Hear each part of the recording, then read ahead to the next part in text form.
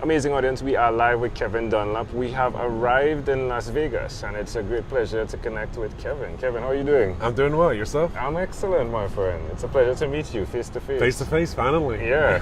Now, the last thing we spoke about, you were doing your podcast. Yes. Which the name of the podcast slips me right now. Is The Littlest Things? What is it? It's called Life's Little Lessons. Life's Little Lessons, right? You were interviewing people. You were very excited about that. I remember us wrapping up the concept of your earliest childhood memory, which was intriguing, which is you being in the crib, and then your mother takes up your brother and puts him in the crib as well, and you weren't happy about that. I was young. I was maybe 1 year old at that time. It was my crib. Yeah.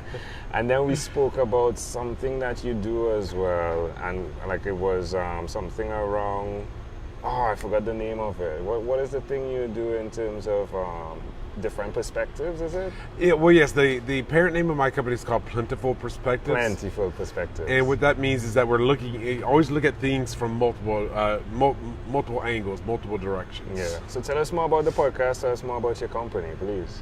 Yes, the podcast that I have is called Life's Little Lessons, and essentially what I do is I interview other entrepreneurs. Sometimes I interview people with just a public interest or general interest or other authors or speakers, but mainly people that are doing something either as a business or doing something different than most of the other society. Yeah. And recently, kind of like yourself, I decided to start interviewing a lot of people outside of the United States and Canada. So I ventured out to Moscow, the UK, Australia. How's that been?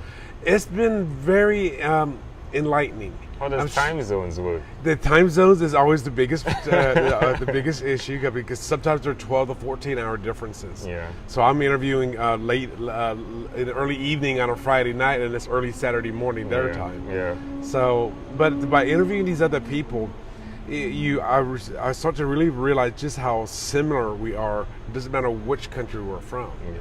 Like when I was interviewing my friend Pavel in Moscow, he grew up kind of like a lot of Americans, like just barely getting by. How are we going to survive? Oh, that's too expensive. We can't afford that. Yeah. Exact same things that we go through here in America. Yeah. And it's just really enlightening to find out just how similar we are in our lifestyle. It doesn't matter the culture that we come from. Yeah, that's great. Yeah, definitely. I've definitely seen that as well. Yeah, it's amazing. You can see things synchronized. Where's the best place for people to listen to that podcast?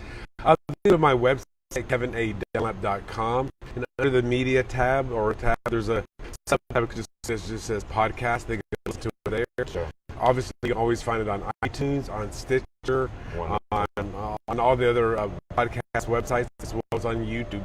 That's great. That's great. Now, one of the segments we cover, Kevin, is your own unique real shoes. And it speaks to the concept of what types of shoes do you wear from 1 to 12? Shoes, okay. Are you talking about literally? Literally. I just remember wearing, I guess, tennis shoes or right. Because as a kid, I'm not going to be wearing dress shoes unless I'm going to church or something. Right. So mainly just sporting shoes. I mean, that's. So you're doing the tennis shoes, 1 to 12, and then what about 12 to 24? 12 to 19, probably the same thing. Yeah. And then at the age of 18, 19, I joined the Navy, so we had our what we call boondockers, which is your steel-toe shoes. Very comfortable. No, but they're very safe in an engineering room environment. It helps. Yes, because they're steel-toed. I mean, you're carrying heavy things around all the time, tools and stuff, and inevitably you're going to drop things, and it's good to have stuff that's not going to cut off your foot or. Definitely. And what about after that? Like after those shoes? After getting out of the Navy, I would say during my college years, it's going to go back to mainly tennis shoes, even while working, because I was a bartender. Yeah. But more. Oh, really? Yes. I can see you as a bartender. You're the cool, calm guy. Sure, I'll get that. Yeah. Yeah. Yeah. You probably heard you were probably podcasting back then. But the funny thing was, because of my years in the Navy, I went back to my own hometown of Pensacola, Florida. Right. And I was a bartender, and I got so many times people asking me, where are you from? Where are Yeah. you from? I go, I'm from here. Can't you tell by my accent?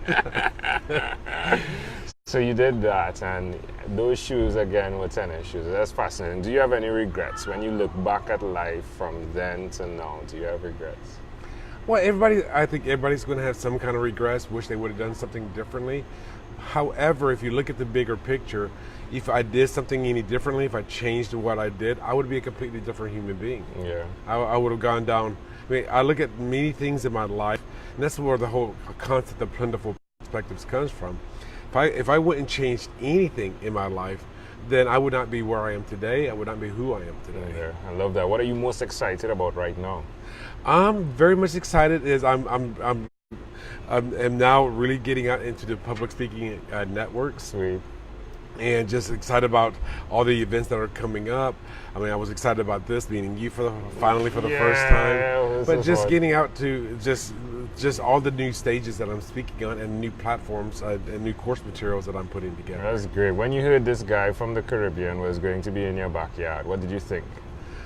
Well, I saw your post is that you're driving across the whole United States, right? And you had a pretty tight deadline as well. Yeah. You said, I'm going to be in Vegas between like these 2 days. Yeah. What time do you want to go? And I was looking at your schedule, how the map, Yeah. how you're driving is like. You did 1,000 interviews from Trinidad. Now you're trying to do the exact same thing again for all the people that you interviewed from the U.S. And I thought that was very bold and ambitious. I appreciate that. Yeah, So. definitely. I appreciate that. Well, it's good meeting you, my friend. In closing, is there anything else you'd like to share with our amazing audience? All I'm going to say is follow your passion, follow your dreams. Whatever they are, just go after it. I mean, that's the main thing. Is the life is too short to be not doing what you desire, because if you don't do what you want, then 10 years from now, you're going to be living in regrets. Yeah, I love that. No need to live in regrets. I love that. Yes. Well said. Kevin Dunlap, thank you for being on What is Inspired by 12-Minute Convos with Angel Jones. Did you have fun? I did. High Thank you. five. High five. Boom.